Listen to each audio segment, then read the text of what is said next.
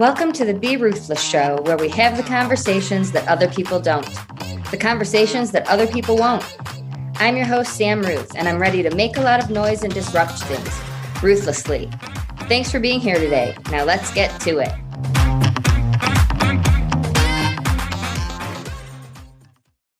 Welcome back to the Be Ruthless Show. I'm your host, Sam Ruth. And it is National Drugs and Alcohol Facts Week, and it is also Neurodiversity Celebration Week. The reason I made Griefhab's 2024 awareness calendar is because there are so many things like this that are so important that the world doesn't talk about.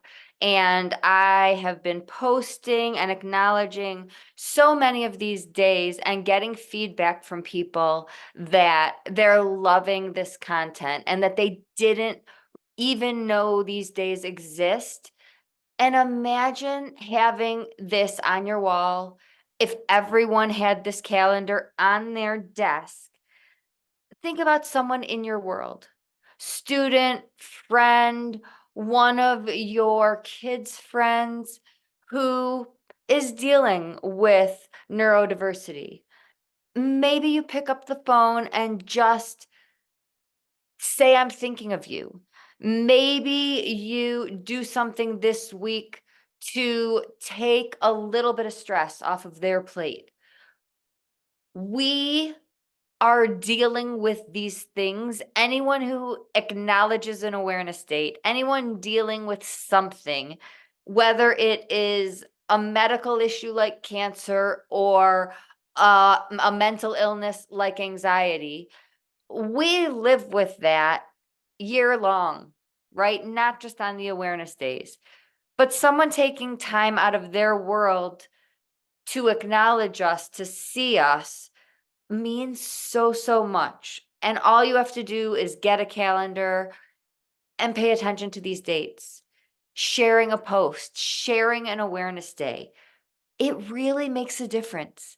I'm seeing other people sharing my posts or making their own graphics with their colors and their favorite things to turn it into their own awareness state graphic. And I love it. So wherever you are, however it fits into your world, please share these days, share these weeks, share these months. There are so many invisible days that matter to you or to someone in your world, I promise. And so I could go on forever. That's my little side preach for today. I want to talk about the different languages that we all speak, and I'm not referring to English or Spanish or French. I am talking about what we're going through, what we live with. I call it labeling our behavior, and it can be as simple as truth. I'm exhausted. Sassy's medicine routine is tiresome. It's every couple of hours. And so I am not getting great sleep. So letting you know that might make it easier if I yawn during our conversation. It might help you understand that I'm just tired. It is not that you are boring me, right? Labeling our moods, our behavior, letting people know what's going on, our needs and our wants, so that we don't have to live in a world of guessing, in a world of imagination, because they can go wild, right? Our imaginations can take us to places that no one would ever even think of, but we can go there. We can go there when we just don't have details that would help us go in a completely different direction, or never even come up with the things that our minds can do. So it's relevant in so many cases. It can be parents and kids, teachers and students, so many things. I'm going to give a few examples. And really, truly, I truly believe that too much information is better than not enough. when people get to know each other well, if there's someone in your world, if it is parent-child, you will learn the language. And there will be a point in time that you don't need to give as much, right? But in the beginning, I would rather you err on the side of too much information so that people understand and don't have to guess, or there aren't consequences. We can avoid certain situations by providing details instead of having someone wonder or have to ask. So I'm going to use just a few recent, literally in the last 3 to 5 days, situations. And I could give you hundreds over the last 25 years of my career. I have a client who, truth, lives with grief, anxiety, post-traumatic stress, many, many things that are all invisible, right? And she got pulled over recently for something, like a tail light was out, something simple, something that could be simple or could go the wrong way, right? And let's talk about speaking and educating. I am not Black. I never have been, but I live in this world and I have clients and friends who start educating their kids from the time they're 6, 7, 8 years old about how to interact with authority, how to behave in certain situations so that it goes better and does not go worse, right? This is the same thing. So this particular client has a history. We all can react a certain way when we see those flashing lights and we get pulled over. We all can act a certain way when we're nervous. And it is not the same for all of us. Nervousness, anxiety does not only look like someone sitting in the corner shaking, scared, right? Nervousness for many can look aggressive. And if you did not go to school for this, if you're not familiar, if you don't have that training, and all you see is the aggression, you might react defensively. Why wouldn't you? And if you're a police officer and you're pulling someone over or interacting with someone for something and they react defensively, their training is to respond a certain way. Period. That's the way it goes. So I have my client who is pulled over for a legitimate reason, and police often do this to protect us. Did you know your taillight was out? I would like you to go get that checked so that you don't drive around in the dark and get hit. Or if it's your turn signal, have people not see you and not slow down, right? Sometimes they're looking out for us. It's not always, uh-oh, I'm in trouble, right? Just like if a teacher or a principal says, can you stay after class? Not always, uh-oh. Can we talk does not always mean end of the relationship, right? But someone with anxiety goes to a place of anxiety. Someone with a legal background goes to a place of, I'm in trouble again. Am I in trouble again? Right? So my client, having learned how to speak the language with me, rolls down her window and immediately has the speech ready and my card in her hand to hand the officer. Now, she got my card in her hand before he was at the window. Had she not done that, she would have had to ask permission to get that, right? Because if we move, if we reach for anything, when we're dealing with authority, certainly a police officer, they don't know what we're reaching for. we can get in trouble, we can get hurt. So she rolls down her window and she says, I am seeing a psychologist for anxiety and I have been in trouble before. I am completely freaking out right now. Can I give you my psychologist's card? And if I seem nervous or jittery, it's because I'm totally freaking out right now. Now, what do you think that does to the police officer? It disarms him. It lets him know that if she's shaking, it doesn't mean she's on drugs jittery. It doesn't mean that she is hiding something jittery, right? She just gave him a hell of a lot of information that he might have been trying to figure out with his eyes and training, and it could have looked differently to him.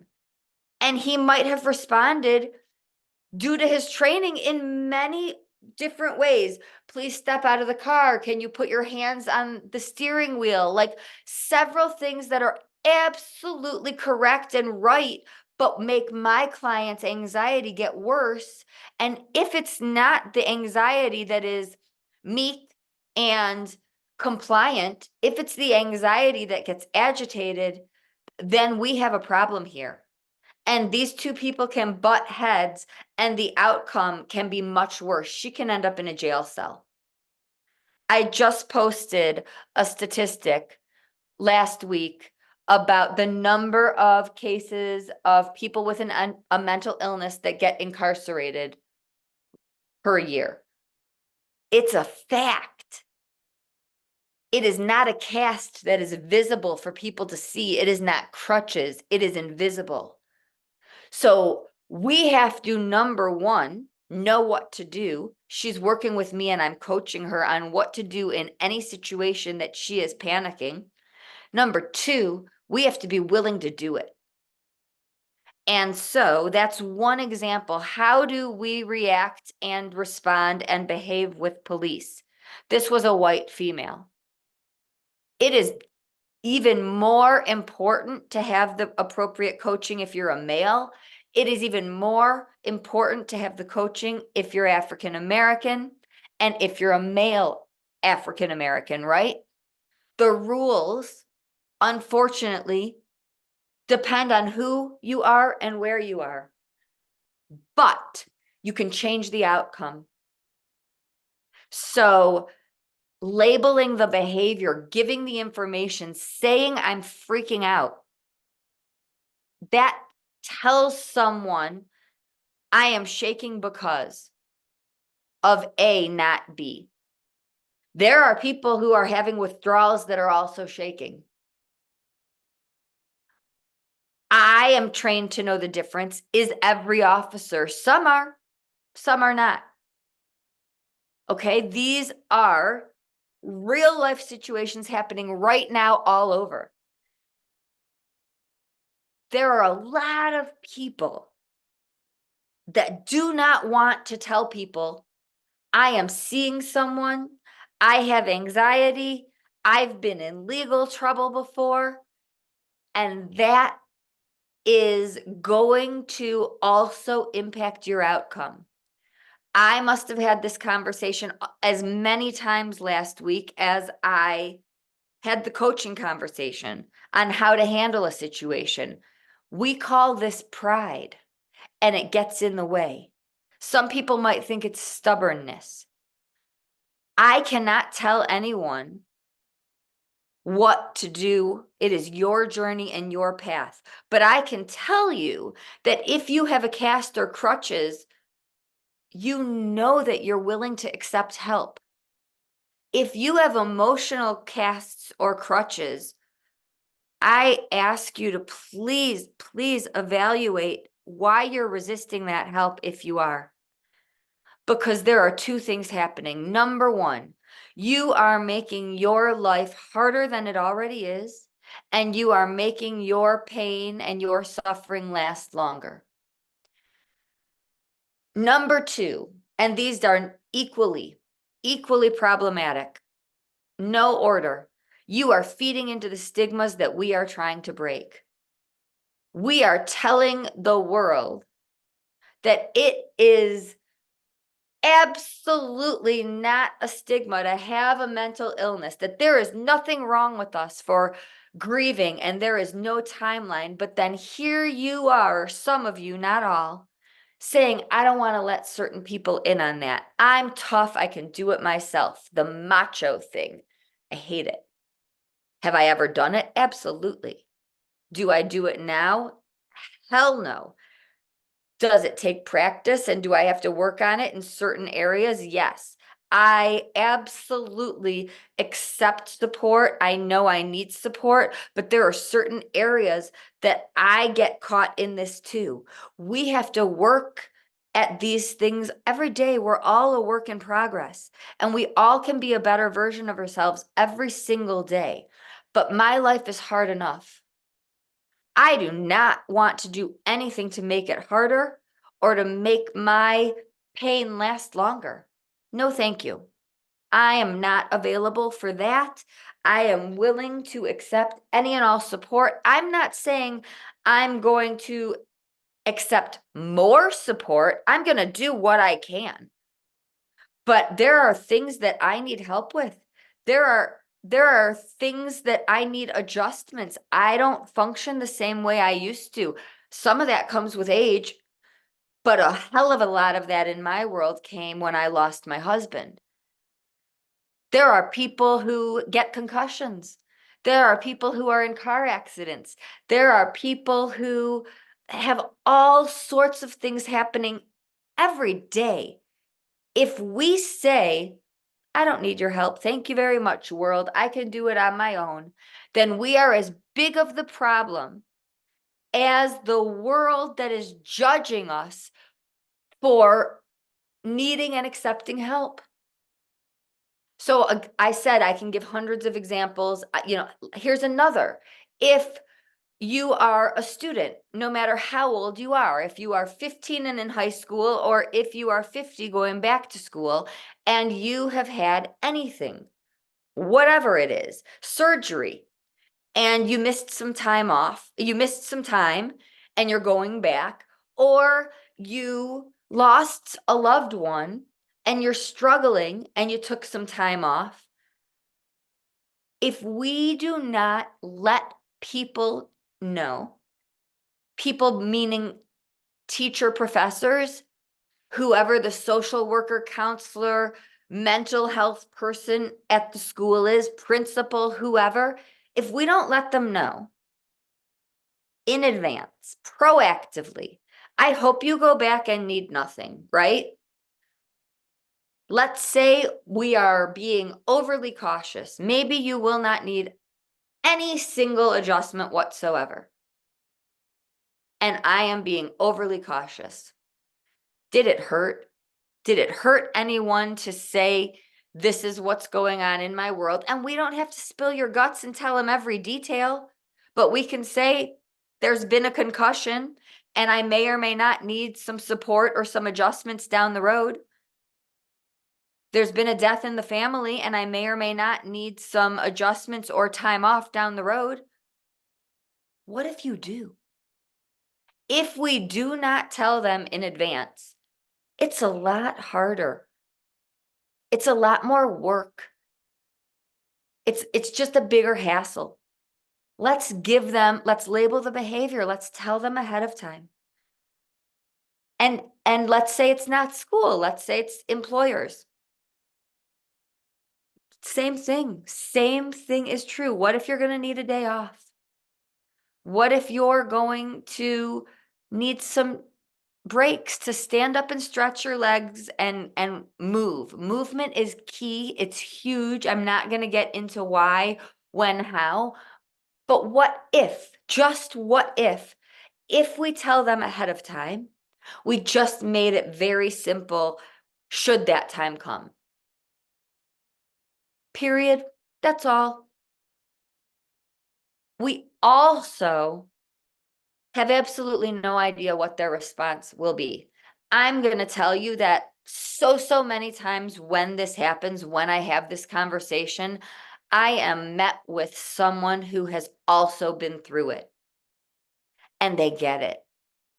and they're absolutely open to whatever adjustments we need, more often than not. Are there times that I have to get a little fierce and tough and show them my Sam side? Yep. And I get the job done. They listen, they can't argue. That's my job, not yours. I'm not going to get you in trouble or make your job worse. I'm not going to do anything without your permission or without you in the room. It is you. It's going to be done your way. Nothing. It's your life. You get to approve anything, right? It's only going to be done the way you want it done.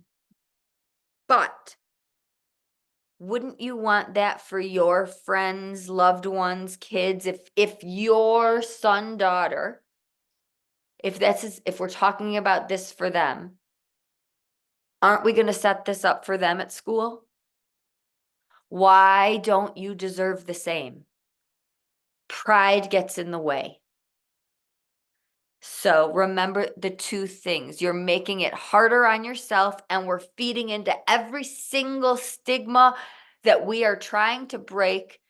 And if it's me and me only, I would wear a sash, a badge. I would paint myself neon and say, fragile, toughest badass. However, emotionally fragile and needs certain adjustments at certain times. I'm a widow. My life is challenging. I go through 100 things before 7 a.m.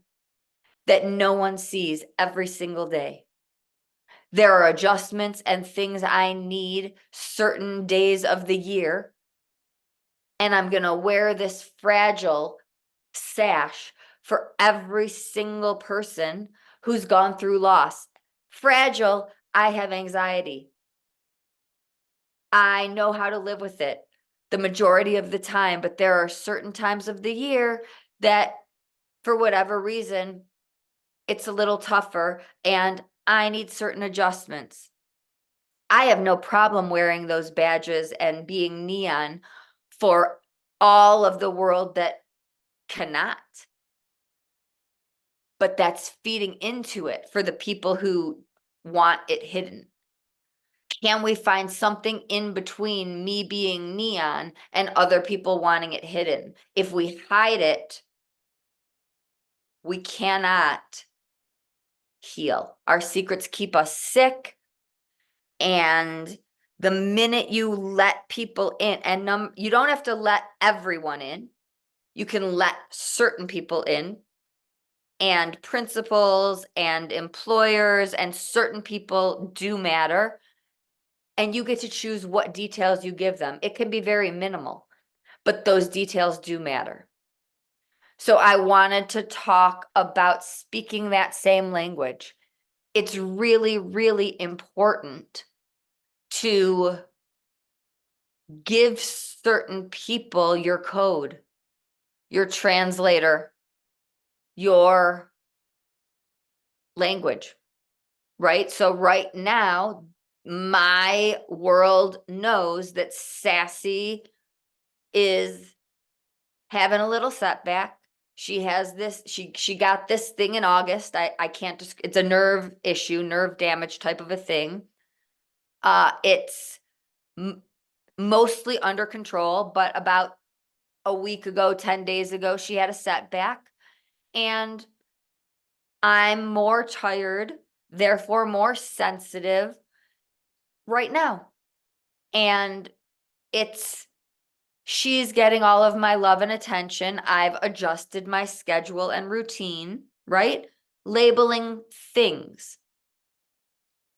Don't have to give anybody any more than that, but that's important information. I don't want people thinking that I'm not interested, that I'm not attending something because I just don't care, right?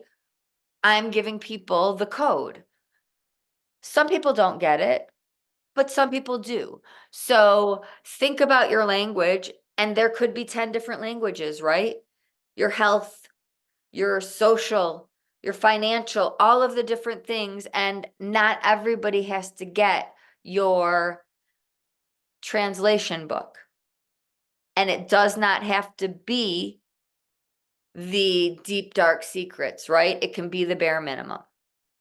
So thank you so, so much for being a part of this world and sharing these things. I hope everyone is having a lovely day, week, month. Thanks for paying attention to the awareness days with me. If you want a calendar, they are still available. Let me know. And until next time, always be ruthless.